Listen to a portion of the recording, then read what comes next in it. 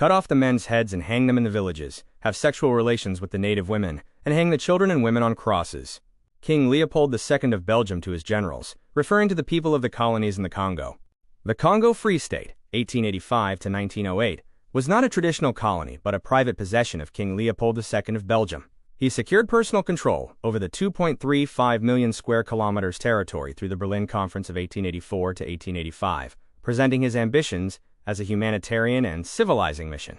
The primary driver of the atrocities was the global demand for natural rubber in the 1890s, used for products like pneumatic tires. To maximize profits, Leopold's administration divided much of the land into concessions for private companies, like the Anglo-Belgian India Rubber Company, ABIR. A brutal forced labor system, known as the Red Rubber System, was enforced by a colonial militia called the Force Publique and Company Guards.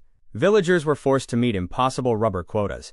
A Catholic priest quotes a man, Swanbay, speaking about the hated officer, Leon Fieves. Of all the bodies killed in the field, their hands had to be cut off. He wanted to see the number of hands cut off by each soldier, who had to bring them in baskets.